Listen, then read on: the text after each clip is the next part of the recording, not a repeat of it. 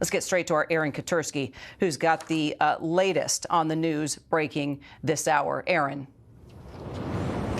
The judge in the Eastern District of Virginia, Kira, has dismissed the indictments both against former FBI Director James Comey and New York State Attorney General Letitia James because the appointment of Lindsey Halligan, he ruled, was defective, and therefore signing the indictments was a violation, an unlawful exercise of executive power.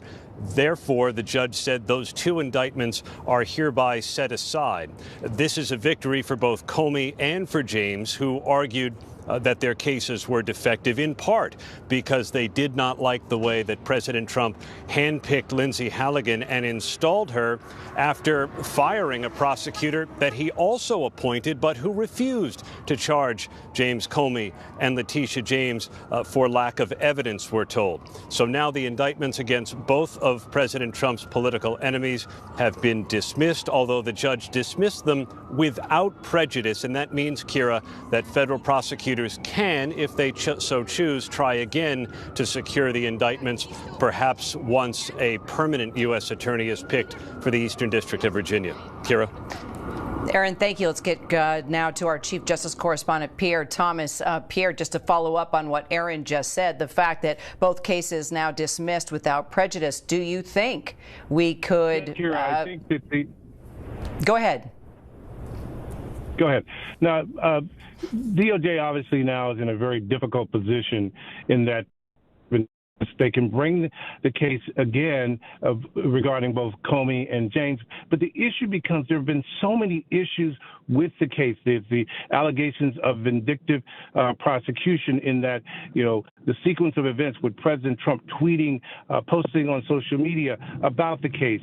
The notion that, as Aaron pointed out, that the previous Trump-appointed U.S. attorney had basically decided not to move forward with both the prosecutions, these indictments. And now the question that the process itself was unlawful. And so now there is a huge question at DOJ in terms of whether these cases should proceed or not. And that's going to be a thing Attorney General Pam Bondi, the Deputy Attorney General, are going to have to resolve. All right, Pierre, thank you. A little bit of a tough connection there, but I think we got the majority of what you had to say. Let's get over to the White House now. Our Karen Travers. Are we hearing anything more from the White House, from the president at this moment as the news breaks, Karen?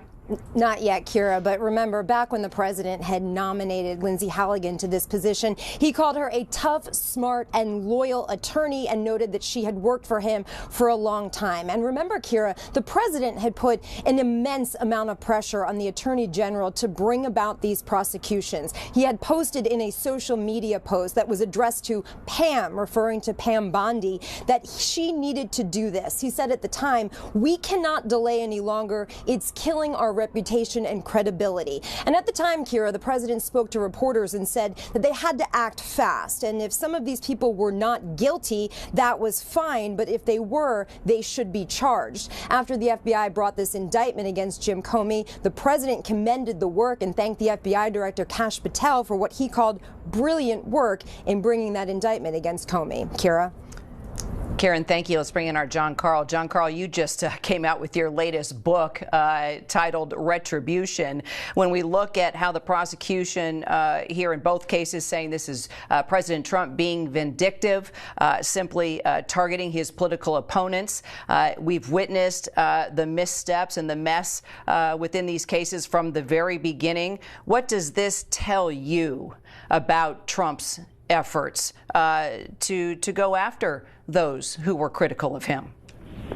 Well, it suggests that he's going to run into opposition in the courts. So we'll see that this is dismissed without prejudice, so it's possible that this ruling gets overturned. But to me, it's striking, looking at the opinion here from the judge actually refers specifically to what Donald Trump himself posted on his social media platform, that infamous post where he addresses what looked like it was a direct message, perhaps inadvertently posted for the world to see, directed to his attorney general. Pam, I've reviewed over 30 statements and posts saying essentially the same old story as last time. All talk, no action. Nothing is being done. What about Comey Adam Shifty Shift, Letitia, and he goes on saying that he wants these people to be prosecuted. I, during the course of this, had been in touch with people in the Eastern District of Virginia where this case resides. Both these cases have resided.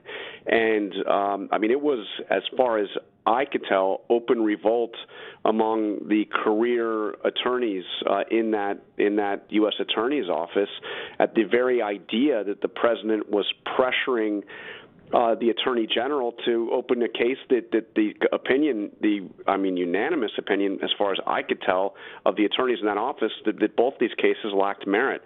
So, it's an extraordinary slapdown, citing the president's words, essentially agreeing not just with the crux of this, that the attorney that he put in, his former personal attorney Linsey Halligan, was improperly put in charge of that U.S. Attorney's office, but also agreeing that this is vindictive prosecution. Yeah, now you wonder if this will cause the president to take a pause here or try these cases again, possibly even go after others that he has named as political targets in the past. Aaron Katersky, I understand you have a statement now from Letitia James. Just in from Letitia James after her indictment was dismissed, saying that she is heartened by what she calls today's victory and grateful for the prayers and support I have received from around the country. The Attorney General here in New York goes on to say, I remain fearless in the face of these baseless charges as I continue fighting for New Yorkers every single day. Letitia James, Kira, was always confident that the charges over a property in Virginia that she owns, and whether it was a proper residence or not, were always going to be dismissed on the merits.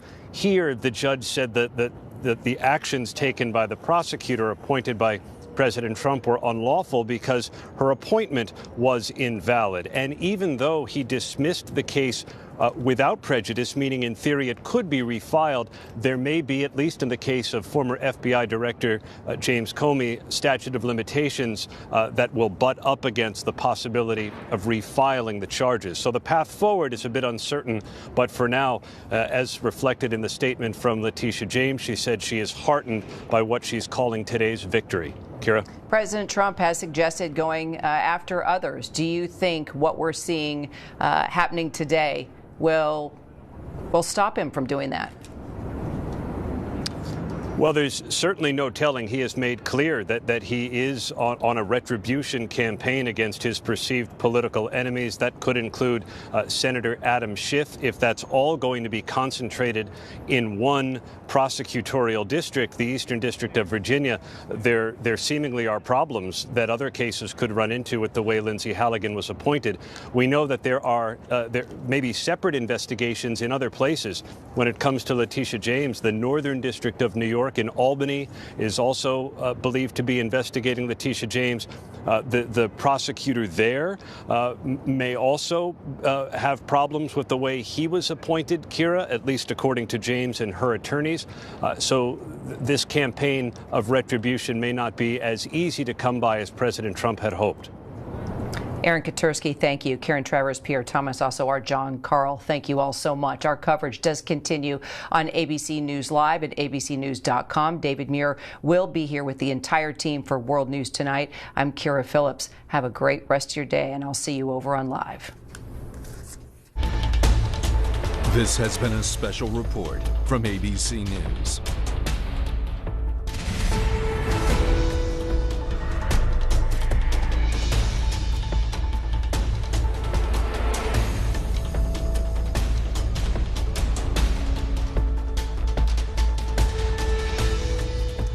Hello, everyone. I'm Kira Phillips. We are continuing our breaking news coverage here on ABC News Live. A federal judge has just dismissed indictments against both former FBI Director James Comey and New York Attorney General Letitia James. Both of these indictments were dismissed on the basis that prosecutor Linsey Halligan's appointment is invalid.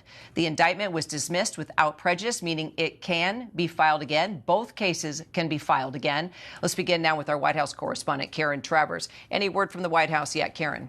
Kira, no official word yet from the White House. We have asked for comment. We are waiting for the president to weigh in on social media, but nothing just yet. You can imagine that they are scrambling to figure out how to respond to this. This was a big case for the president, one that he personally had pushed for. And even just to walk it back to the nomination of Linsey Halligan back in late September, the president put her in this role, calling her a tough, smart, and loyal attorney, saying she had worked for him for a very long time. Obviously, she had served in a personal capacity for him in his legal cases. And he noted at the time that she was a tremendous trial lawyer. But Kira, there was also that pressure the president was putting on the Justice Department and the Attorney General, Pam Bondi, to bring these cases against the president's perceived political enemies, including Jim Comey. There was a social media post where the president was directly addressing Pam Bondi. He wrote Pam in the post, which almost seemed to be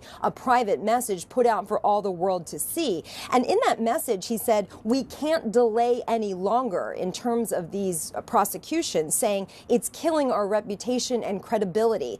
At that same time, Kira, the president was indicating to reporters that he wanted the Justice Department to act fast. He said if they're not guilty, these people he wanted to see charged, that was fine. But he said if they are guilty or if they should be charged, they should be judged. He was very happy after the FBI brought about that indictment of Jim Comey, saying that this was brilliant work by the FBI. And this is certainly one that he has been watching very closely.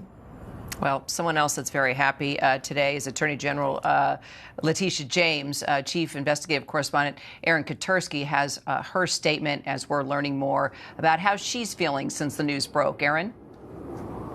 She's clearly elated, Kira. Her office just sent out a statement from the Attorney General here in New York, Letitia James, saying that she is heartened by today's victory and grateful for the prayers and support she says she has received from around the country. The statement, just 2 sentences, goes on to say, I remain fearless in the face of these baseless charges as I continue fighting for New Yorkers every single day.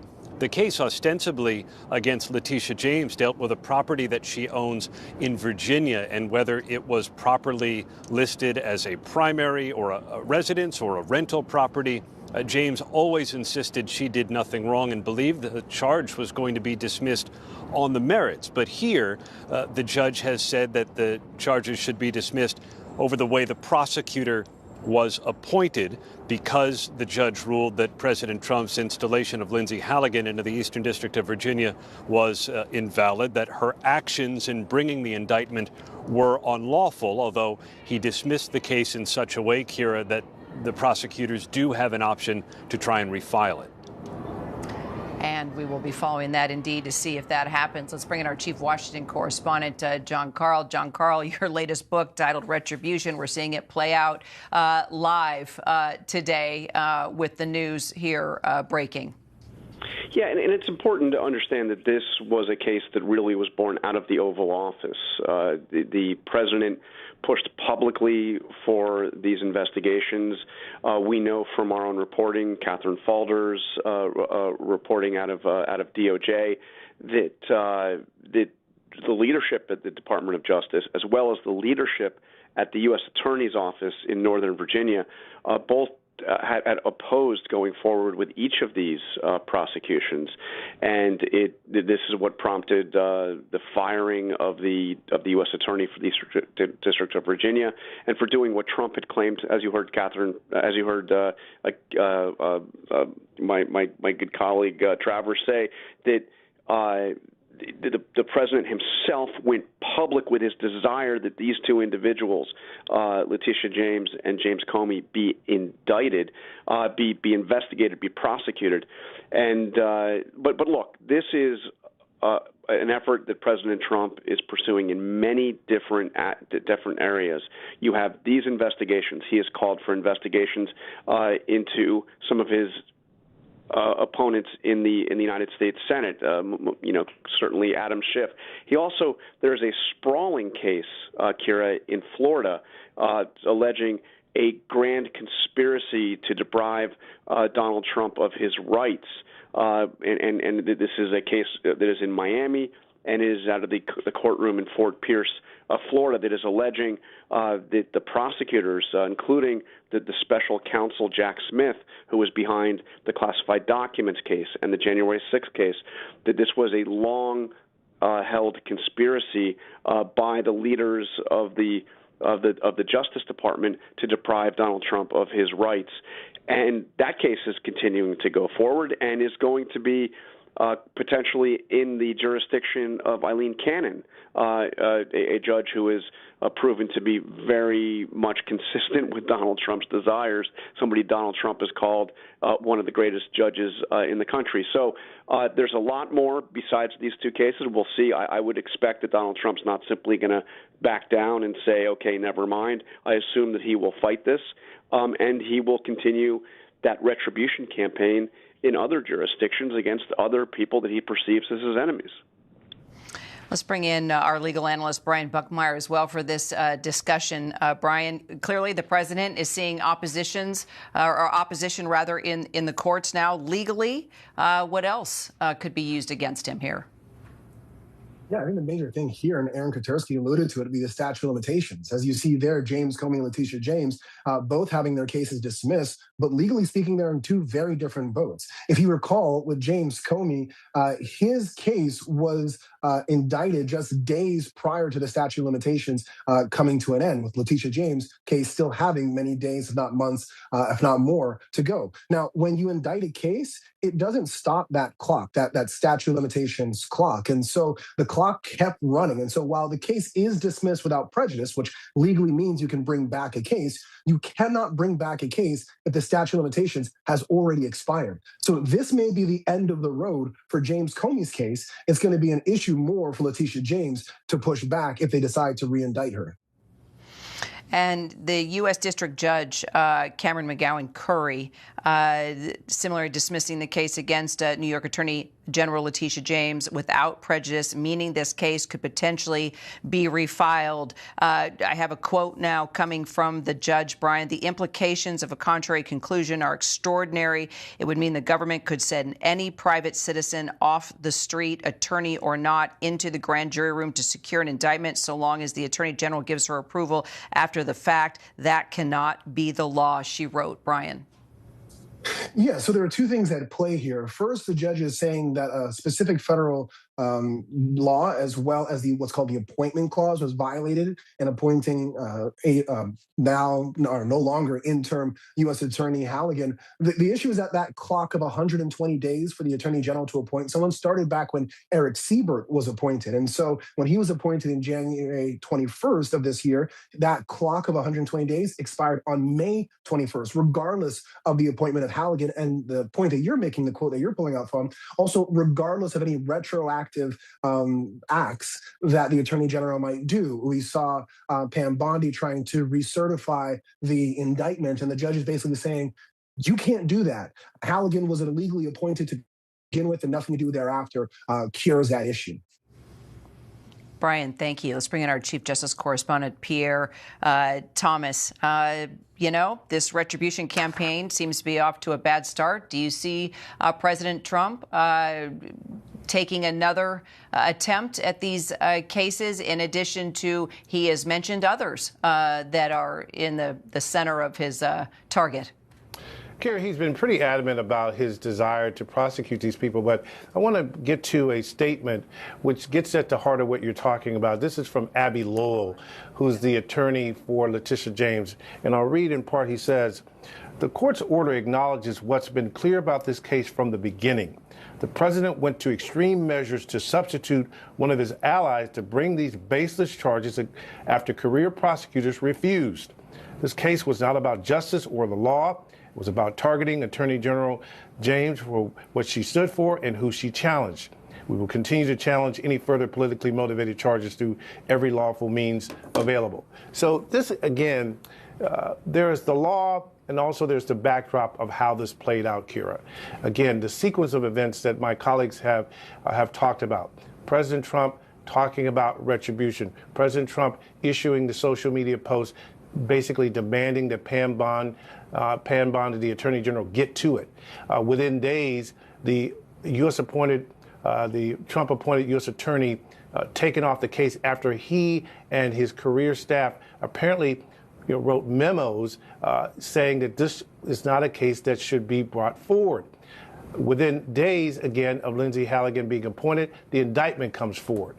And then subsequent to that, all these allegations about whether the case should be brought in the first place. So DOJ has a lot to consider given what the president wants to do, and we know that this attorney general and this deputy attorney general have been in lockstep pretty much with what the president wants to do. But again, the sequence of events is extraordinary in many ways here. Actually seeing the courts push back on the president as well. Pierre and team, thank you so much. Always great to have all of you as we are pushing through breaking news. All right, another top story that we're following this hour. The Pentagon is threatening to court-martial Arizona Democratic Senator Mark Kelly after he took part in a video last week urging troops to defy any illegal orders coming from the White House. The agency says it's looking at possible breaches of military law by Kelly, who served as a fighter pilot for the U.S. Navy. Let's bring in our congressional correspondent, Jay O'Brien, for more. So, all right, tell us, I guess, first of all, what exactly is the Pentagon saying here? Yeah, and this is the strongest step we've seen so far, Kira, of the White House trying to hit back against this video that drew the president's ire. He said that those members of Congress who engaged in this video committed sedition, and that's something that Republicans on Capitol Hill largely backed him up on. And in this statement from the Department of Defense,